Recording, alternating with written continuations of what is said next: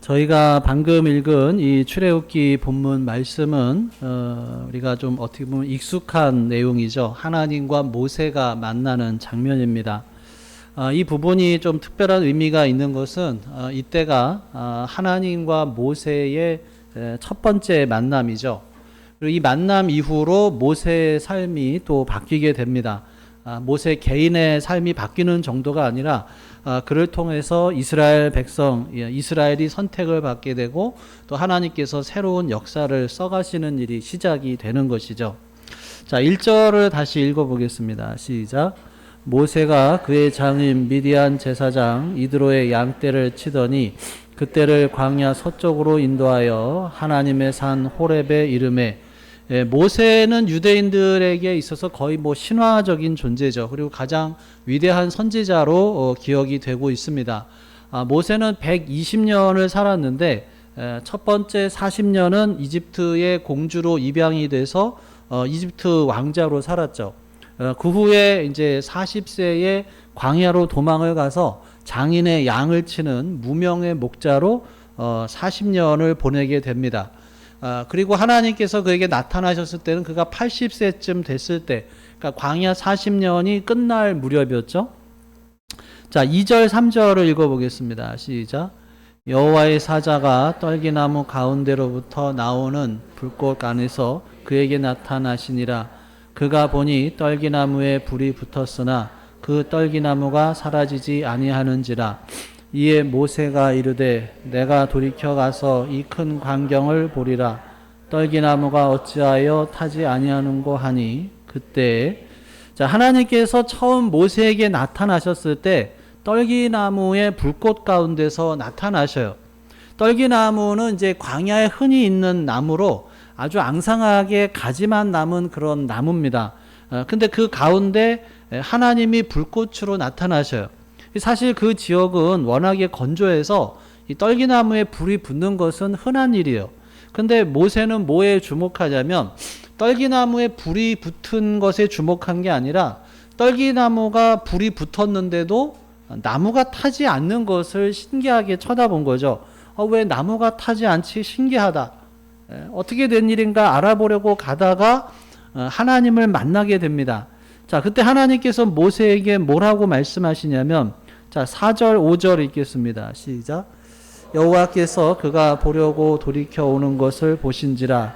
하나님이 떨기나무 가운데서 그를 불러 이르시되 모세야 모세야 하시매 그가 이르되 내가 여기 있나이다. 하나님이 이르시되 내가 선 곳은 거룩한 땅이니 내 발에서 신을 벗으라. 여기서 신이라고 하는 것은 이제 먼지나 오물이 이제 많이 묻게 되죠. 그런 어떤 인간의 더러운 행위 또 성품을 상징하기도 합니다. 그래서 하나님께서 모세에게 가까이 오지 말라고 하신 것은 그런 죄악을 해결하지 않고서는 하나님께 나아갈 수 없다라고 하는 것을 말씀하고 있는 거죠.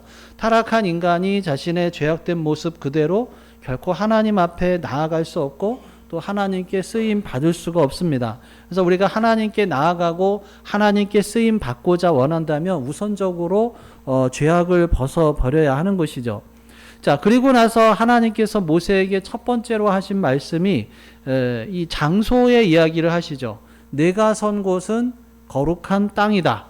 하나님께서 모세가 80세가 될 때까지 기다리셨다가 드디어 그와 만나셔서 그를 부르시는 이 역사적인 만남의 순간에 다른 어떤 것이 아니라 이 장소의 이야기를 하셔요. 자, 사람의 생각이나 삶의 이런 부분, 모든 부분들이 떠받치는 것이 어떻게 보면 시간과 공간이죠. 인간은 시간과 공간의 지배를 받게 됩니다. 시간과 공간이 우리의 인생을 펼쳐나가는 데 있어서 어떻게 보면 참 중요한 두 개의 개념이죠. 그래서 인생을 말하면 시간이나 공간 둘 중에 하나로 접근하는 것이 보통이죠. 어떤 사람은 시간적으로 보통 많이 생각을 합니다. 몇 살이냐, 올해가 몇 년도냐, 또 지금이 어느 때냐, 지금이 얼마나 중요한 순간이냐. 그런데 하나님께서 모세를 만나셨을 때는 시간이 아니라 장소의 개념으로 접근을 하십니다. 지금은 중요한 시간이다라고 하지 않으시고 내가 선 곳이 거룩한 땅이다. 시간이 중요하지 않다는 게 아니라 지금 이 순간에 모세에게 중요한 것은 장소다라고 하는 것입니다. 자, 그러면 여기서 거룩한 땅이 도대체 어디일까요? 지금 모세가 있는 곳이, 서 있는 곳이 어디예요? 1절에 보면 호렙산이라고 돼 있어요. 다른 이름으로는 이제 시내산이라고도 하는데, 자, 그러면 거룩한 땅이라고 하는 것은 모세가 실제로 그곳에 서 있던 그 지점이 거룩한 땅이라고 하나님께서 말씀하시는 걸까요? 모세는 40년을 광야에서 목동 생활을 했어요. 그러면 그 전에도 그 땅을 아마 몇 번을 왔다 갔다 했을 거예요. 그런데 왜 하나님께서 지금 나타나셔서 지금 서 있는 그곳을 거룩한 땅이라고 하시냐는 거죠. 내가 서 있는 곳, 그것은 내가 서 있는 곳이 바로 그곳이 어디든 간에 거기가 거룩한 땅이다라고 하는 것입니다. 내가 서 있는 곳이 거룩한데 왜 그러면 내가 서 있는 곳이 거룩할까요? 내가 서 있는 곳이 왜 거룩하냐면 거기에서 하나님께서 나를 만나 주시기 때문이다라고 하는 것이죠. 그러니까 다시 말해서 어느 특정한 장소가 거룩한 땅으로 구별되는 것이 아니라 어떤 특별한 일이 일어났던 곳이 거룩한 곳이 아니라 지금 내가 밟고 있는 자리, 나의 삶의 자리, 나의 삶의 현장, 거기가 거룩한 땅이다라고 하는 것입니다. 왜냐하면 하나님이 거기 계셔서 내가 하나님을 만나기 때문에 그곳이 거룩한 땅이죠. 거기서 하나님을 만나서 나의 믿음의 고백으로 나아가는 것이 예배입니다. 그러니까 예배가 여기 예배당에 와서 한 시간 정도 주일 아침에 하고 가는 게 예배의 전부가 아니죠. 이것은 공예배입니다. 그리고 물론 그렇다고 해서 공예배가 중요하지 않은 것은 아니죠. 공예배는 사실상 기본이고요. 이게 공예배인데 여기에서 예배가 끝나는 게 아니고 우리의 예배는 삶 속에서 계속되는 거예요. 여러분, 하나님이 여기만 계시고 여기 나가면 안 계신가요? 하나님은 어디에나 계시다고 우리가 믿죠. 이것을 어려운 말로 무소부재하신 하나님, 안 계신 곳이 없으신 그런 하나님을 우리가 믿는다고 고백을 합니다. 자, 그러면서도 나가면 어떻게 살아요?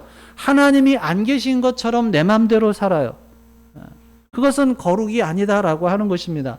거룩은 내가 있는 그곳에도 하나님께서 계시고 그 하나님과 만나기 때문에 그곳이 거룩하다라고 하는 거예요. 그게 예배의 삶입니다. 여러분, 내 가정을, 내가 사는 집을 거룩한 곳으로 만들 수 있기를 바랍니다. 하나님께서 그러셔요. 내가 서 있는 내 가정, 내 집은 거룩한 땅이다. 내가 있는 거실은 거룩한 땅이다. 내가 있는 부엌은 거룩한 땅이다. 왜 그러셔요? 거기에 하나님이 계시기 때문에, 거기서 하나님께서 우리를 만나시기 때문인 거예요. 여러분들이 일하시는 곳을 거룩한 곳으로 만들 수 있기를 간절히 바랍니다. 일하는 곳에도 하나님이 계셔요. 그런데 어떻게 속이고 정직하지 못하게 일할 수가 있어요? 하나님이 계신데, 하나님이 계시기 때문에 바로 그곳이 예배의 자리라고 하는 것이에요. 더 나아가서 여가 생활이나 취미 생활도 거룩하게 만들어야 합니다. 어떤 사람은 교회에서 거룩해야지 하고, 가정에서 거룩해야지 하고, 일터에서도 거룩하게 해야지. 그런데 취미 생활은 또 안 거룩할 수가 있어요. 거기서 문제가 터지게 됩니다. 내가 있는 곳이 어디든지 심지어는 취미 생활까지도 거룩한 땅으로 만들 수 있어야 합니다. 왜냐하면 하나님께서 거기서도 함께 하시기 때문이죠. 자, 그럼 구체적으로 어떤 곳이 거룩한 곳이냐, 어떻게 해야 우리가 서 있는 곳이 거룩한 땅이 될 수 있느냐라고 하는 거죠. 첫 번째로는 하나님 앞에 서 있다라고 하는 것을 우리가 깨달을 때예요. 여러분, 우리가 이 세상에서 하나님을 떠나서 피할 수 있는 곳, 하나님 앞이 아닌 곳이 있느냐라고 하는 거예요. 없지요. 이 세상에 공기가 없는 곳이 없습니다. 공기도 어디나 우리와 항상 같이 있는데 하나님께서 어떻게 우리와 함께 하지 않으시겠냐라고 하는 거예요. 어디에나 함께 하셔요. 그래서 다윗도 내가 주의 영을 떠나 어디로 가며 주의 앞에서 어디로 피하리이까? 주님에게서 피할 데가 없다라고 하는 거예요. 근데 그것은 주님께서 나를 따라다니시면서 감시하는 차원이 아니라 항상 함께 하시면서 나를 붙잡아 주시고 보호해 주신다라고 하는 거예요. 우리가 있는 모든 곳은 하나님 앞입니다. 심지어 내가 죄를 짓는 곳도 하나님 앞이에요. 근데 그걸 모르기 때문에 죄를 짓는 거예요. 하나님 앞이 아닌 곳은 없습니다. 근데 문제는 우리가 그것을 자주 잊어버려요. 내가 하나님 앞에 있다는 것을 깜빡 잊어버리는 순간 죄에 빠지게 됩니다. 머리로는 아는데 실제로는 하나님이 안 계신 것처럼 행동할 때가 많아요. 요즘에 CCTV가 아주 많죠. 그래서 경찰이 범죄자를 찾는데 사용할 때도 있어요. 또 그런가 하면 몰래카메라라고 하는 프로그램도 예전에 있어서 사람들이 이제 카메라가 있는 줄도 모르고 거기서 엉뚱한 행동들을 하면서 또 그걸 보면서 이제 사람들을 함께 웃죠. 이게 웃을 수 있는 정도라서 다행이지 카메라가 거기 있는 것도 모르고 거기서 진짜로 부끄러운 짓을 하고 있으면 얼마나 창피한 일이냐라고 하는 거예요. 하나님께서 다 보고 계시는데도 부끄러운 줄도 모르고 그렇게 할 때가 많다는 거예요. 그래서 함부로 느낀 대로 말하고 행동할 때도 많고 또 수군거리고 험담하고 그럽니다. 하나님 앞에 있다는 것을 까먹어서 그래요. 그런데 하나님 앞이 아닌 곳이 없다라고 하는 거죠. 우리가 살아계신 하나님 앞에 있다라고 하는 것을 깨닫게 될 때, 이 자리가 하나님 앞이구나. 나는 여기서 나 혼자 고민하는 자리라고 생각했는데, 이 자리가 하나님 앞이구나. 라고 하는 것을 깨닫게 되면 그곳이 하나님 앞에서 거룩한 땅이 되기 시작하는 거예요. 하나님께서 이렇게 예배를 드리는 교회에만 계시지 않습니다. 내가 인간적으로 서 있는 자리도 하나님 앞이다라고 하는 것을 깨닫게 되면 그곳이 거룩한 땅이 되는 거예요. 그럴 때 하나님께서 나를 거룩하게 하시고 그곳을 거룩하게 하시고 내 삶을 거룩하게 하셔서 놀라운 열매를 맺게 해 주시는 것입니다. 그래서 우리가 언제나 하나님 앞에 있다는 것을 기억하며 그렇게 행동해야 할 것입니다. 두 번째는 하나님의 인도하심이 깨달아질 때죠. 많은 경우에 사람들은 내가 잘나서 내가 혼자의 힘으로 살아왔다 이렇게 생각할 때가 많아요. 그런데 어느 날 문득 또 깨달음이 오게 되죠. 내가 지금까지 살아왔던 것이 그리고 지금까지 있었던 모든 일들이 그리고 이 자리에 오게 된 것이 내 힘으로 된 것이 아니구나. 우연히 된 것도 아니구나. 이것이 정말 하나님의 인도하여 주심이었구나 라고 하는 것을 깨닫게 됩니다. 우리가 하나님의 인도하심 가운데 여기까지 온 것이죠. 하나님의 인도하심 가운데 가정도 이루고 또 하나님의 인도하심 가운데 살아왔고 그리고 어려움도 버티고 이때까지 온 것이에요. 우리 교회도 마찬가지죠. 여러 가지 어려움도 있었지만 또 35년 동안 지금까지 온 거예요. 내가 하나님의 인도하심 가운데 있었다. 이것을 우리가 깨닫기 시작하면 내가 있는 그곳이 다 또 거룩한 땅이 되는 거예요. 하나님께서 모든 것을 인도하여 주셨기 때문에 나의 가정도 그렇고 나의 일터도 그렇고 나의 학교도 그렇고 모든 곳이 또 거룩한 곳이 되는 것입니다. 세 번째는 하나님의 약속, 하나님의 부르심을 발견할 때예요. 내게 주어진 하나님의 약속과 부르심을 발견하는 순간 그곳이 거룩한 땅이 됩니다. 우리가 꼭 기억해야 할 것은 우리 가운데서 하나님의 부르심을 받지 않은 사람은 한 명도 없다라고 하는 거예요. 세상의 모든 사람 가운데 부르심을 받지 않은 사람은 한 사람도 없습니다. 문제는 그 부르심이 있는 줄도 모르거나 아니면 알아도 헌신하지 않고 따르기 때문에 역사가 일어나지 않을 뿐이지 부르심이 없는 인생은 없어요. 하나님께서 우리를 이 세상에 보내실 때 그때부터 이미 하나님의 부르심은 시작이 된 거예요. 여러분, 우리가 어떻게 태어나나요? 물론 부모님을 통해서 태어나지만 하나님께서 우리를 이 땅에 태어나게 해 주신 거예요.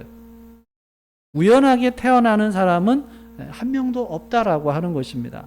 하나님께서 뭔가 우리들에게 부르심이 있었고 사명이 있으니까 이 땅에 태어나게 해 주신 거예요.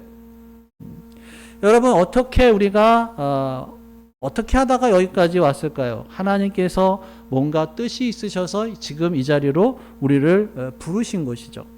그것을 아는 순간 그때부터 내가 있는 이 자리가 거룩한 땅이 되는 것이고 하나님의 역사가 펼쳐지기 시작하는 것입니다.